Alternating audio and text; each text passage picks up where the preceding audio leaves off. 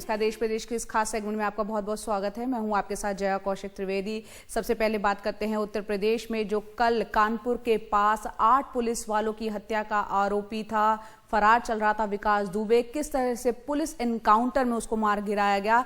कल सुबह करीब 6:30 बजे विकास दुबे की पुलिस से मुठभेड़ हुई। पुलिस के मुताबिक कानपुर के बाहरी इलाके में पहुंचते ही गाड़ी पलट गई और विकास दुबे ने हथियार छीनकर भागने की कोशिश की। फिर फायरिंग की गई पुलिस की तरफ से। हालांकि इस एनकाउंटर पर कई गंभीर सवाल खड़े हो रहे हैं। आइए देखते हैं कानपुर से हमारे सहयोगी मुकेश सिंह सेंगर की ये रिपोर्ट। उज्जैन से जब विकास दुबे को यूपी एसटीएफ लेकर निकली तो उसके काफिले में 3 गाड़ियां थीं। टाटा सफारी की पिछली सीट पर वो बैठा था। उसके अगल बगल 2 पुलिसकर्मी बैठे थे। काफिले की ये तस्वीरें 2 टोल नाकों पर कैद हुईं। लेकिन शुक्रवार सुबह करीब 6:15 बजे जब ये काफिला कानपुर से करीब 17 किलोमीटर पहले पहुंचा तो कानपुर पुलिस के जवान बड़ी संख्या में पहले से ही खड़े मिले। उन्होंने यूपी एसटीएफ के काफिले के पीछे आ रहे मीडिया कर्मियों को तो बैरिकेड लगाकर रोक दिया, लेकिन यूपी एसटीएफ की गाड़ियों को जाने दिया। यहीं से मीडिया कर्मियों की आशंका हकीकत में बदल गई कि आगे कुछ होने वाला है।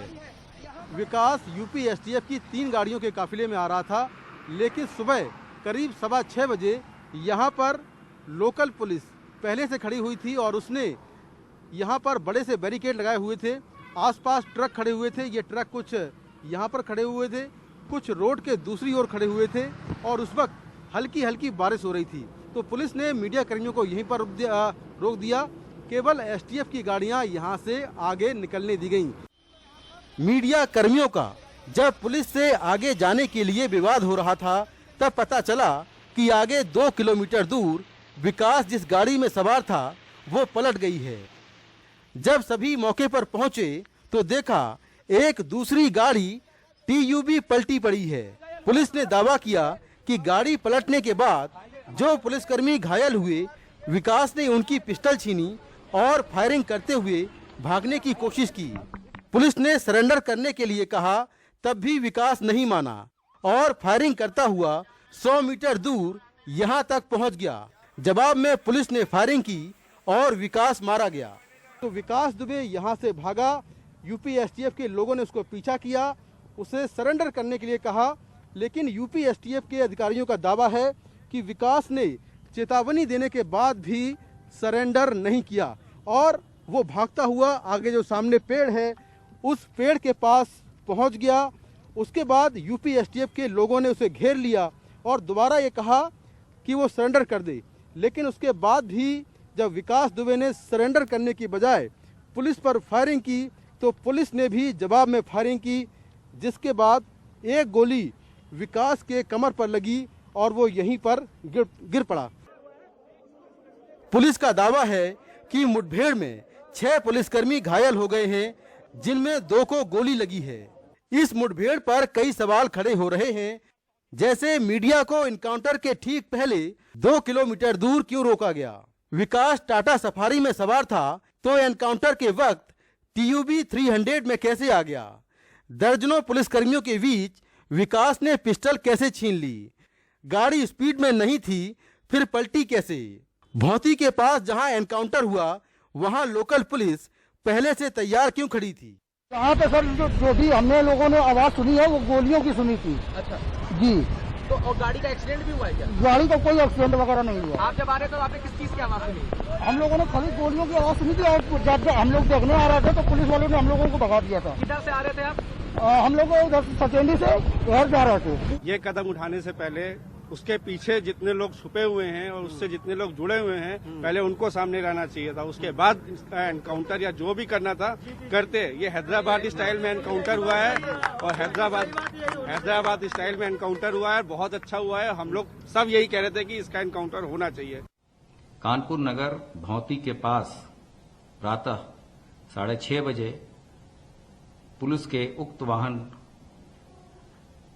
दुर्घटनाग्रस्त होकर पलट गया, जिससे उसमें बैठे अभियुक्त व पुलिसजन घायल हो गए। इस दौरान अभियुक्त विकास दुबे उपरोक्त ने घायल पुलिसकर्मी की पिस्टल छीनकर भागने की कोशिश की। पुलिस टीम द्वारा पीछा कर उसे घेर कर आत्मसमर्पण करने को कहा गया, किंतु वह नहीं माना। पुलिस टीम द्वारा जान से मारने की नीयत से वो पुलिस टीम पे फायर करने लगा। पुलिस द्वारा आत्मरक्षार्थ जवाबी फायरिंग की गई। उपरोक्त विकास दुबे घायल हो गया, जिसे तत्काल ही इलाज हेतु अस्पताल ले जाया गया, जहां इलाज के दौरान उसकी मृत्यु हो गई। इस पूरे प्रकरण में जो पुलिसकर्मी घायल हैं वो 4 सिविल पुलिस के लोग घायल हैं, जिसमें 3 सब इंस्पेक्टर हैं, 1 कांस्टेबल है तथा एसटीएफ के 2 कमांडो को भी गंभीर चोटें आई हैं। वहीं जो 8 पुलिसकर्मी शहीद हुए हैं, उनके परिवार वालों का कहना है कि उन्हें इंसाफ मिल गया है, लेकिन विकास दुबे के पीछे जो लोग हैं उनके नाम भी सामने आने चाहिए। उसको शरण देने वाले, उसको पनपाने वाले, उसकी मुखबिरी करने वाले, उसको संरक्षण देने वाले और फरारी में उसकी सहायता करने वाले, वो सब लोग तो अभी ज्यों के त्यों जीवित हैं। एक विकास मर गया, कल 10 विकास और खड़े हो जाएंगे, 16 अभी फरार चल रहे हैं।